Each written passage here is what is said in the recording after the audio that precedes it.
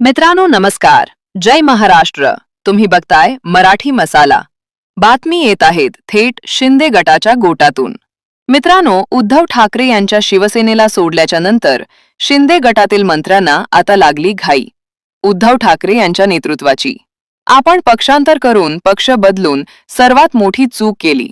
हकालपट्टी मंत्रिपदावरून फिक्स झाल्याच्या नंतर आणि बडे पराभव झाल्याच्या नंतर मुंबईमध्ये आता एकच खळबळ उडाली आणि राजकीय दिशा बदलली, ती ठाकरेंच्या दिशेने.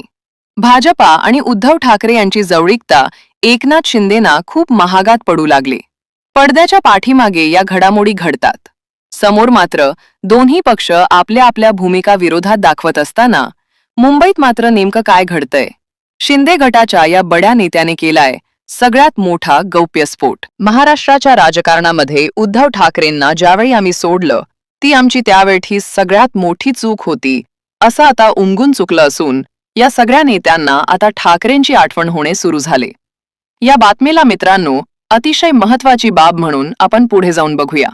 भारतीय जनता पार्टी, उद्धव ठाकरे, एकनाथ शिंदे या तिघांच्या मेळाव्यातून सुरुवात झालेली ही बंडाची सुरुवात आता मात्र एकनाथ शिंदे यांच्या शिवसेनेला कुठे नेऊन ठेवणार हे आता लवकरच समजून जाईल. मित्रांनो, महाराष्ट्रामध्ये निवडणुका झाल्यानंतर भारतीय जनता पार्टीने आपला चेहरा दाखवण्यास सुरुवात केली आहे.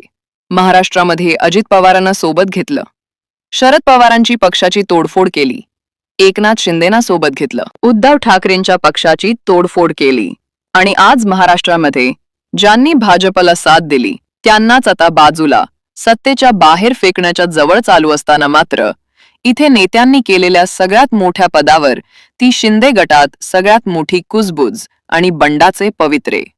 सुरुवात झाली आहे शिवसेनेच्या सुप्रीम कोर्टातील निकालातील. आज 18 फेब्रुवारी ही सगळ्यात मोठी तारीख होती.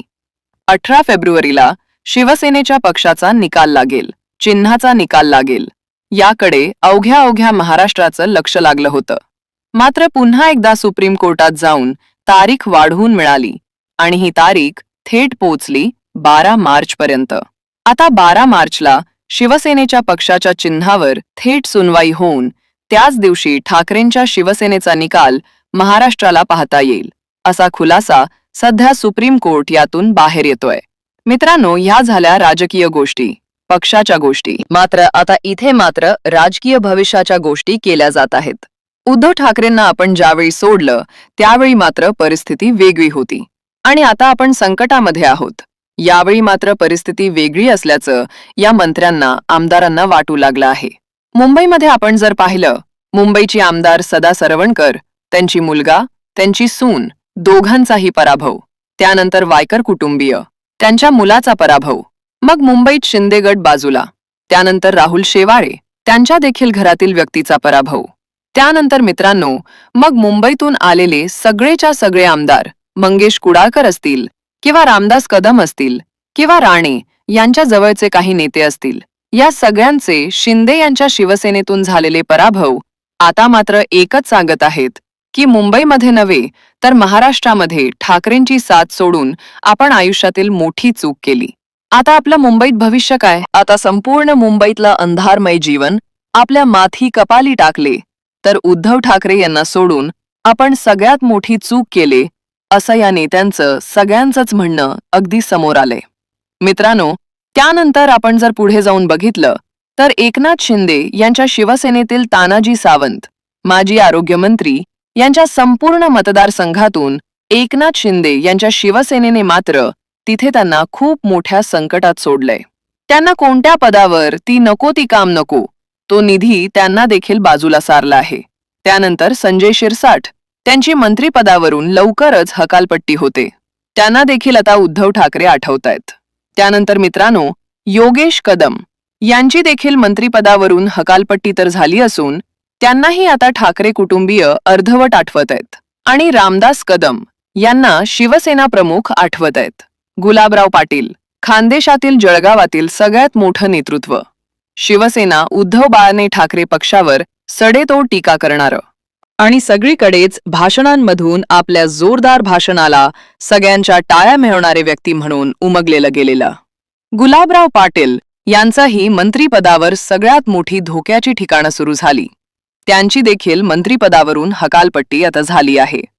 त्यानंतर दरवर्षीचे पालकमंत्री आणि सध्या मीरा भाईंदर महानगरपालिकेतील आणि सगळीकडून मुंबईमध्ये असणारे प्रताप सरनाईक यांची देखील त्यांच्या मंत्रिपदावरून हकालपट्टी आता जवळजवळ फिक्स झाली आहे. गेल्या 2 वर्षांमध्ये या सगळ्या नेत्यांनी आपल्या मंत्रिपदाला न्याय दिला नाही. जरी न्याय दिला नाही तरी आपल्या भागातून निवडून आलेले पदाधिकारी अवघे 2-3च्या पुढे नाहीत. मग ह्या नेत्यांना मंत्रिपदावरून ठेवून फायदा काय? यांना पक्षातूनच यांच्या हातातून मंत्रिपद बाजूला घेऊन त्यांना बाजूला करायचं आणि नवीन दमाचे काही नेते मंत्रिपदावर बसवायचे, अशी शिंदे गटाकडून नवीन जोरदार तयारी सुरू आहे. मग याच महत्वाच्या मंत्र्यांच्या बळावर एकनाथ शिंदे यांनी बंड केलं होतं. आता त्यांना सत्तेच्या बाहेर फेकण्याच्या हालचाली सुरू झाल्यात. एकंदरीत ज्या प्रकारचं राजकारण एकनाथ शिंदे यांना करायचं होतं त्या प्रकारचे राजकारण त्यांनी करण्यास सुरुवात केल्यापासून उद्धव ठाकरेंच्या जवळ असलेल्या नेत्यांना आता त्यांनी बाहेर करण्यास सुरुवात केली आहे. आणि या नेत्यांना आता आठवतायत उद्धव बाळासाहेब ठाकरे. मित्रांनो, नियतीचा खेळ बघा की काही दिवसानंतर आपल्याला तसे दिवस वापस येतात. आपण गेली 3 ते 4 वर्ष सत्ता उपभोगली. आता मात्र आपल्या हातातून तेच परत जातंय. याला म्हणतात सत्तेचे फेरे, नियतीची फेरे अगदी दररोज फिरत असतात. आणि आता मात्र शिंदे गटातील जवळजवळ 7 ते 8 मंत्री असतील ते देखील भाजपच्या संपर्कात आहेत. आणि काही नेते उद्धव ठाकरेंकडून आपल्याला घेणं अपेक्षित आहे.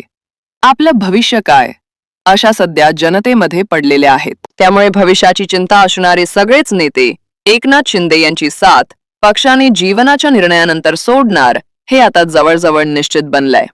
त्यामुळे जैसी करणी वैसी भरणी अशा प्रकारचं राजकीय धोरण सध्याच्या मंत्र्यांनी आमदारांनी राबवले हे मात्र खरंय.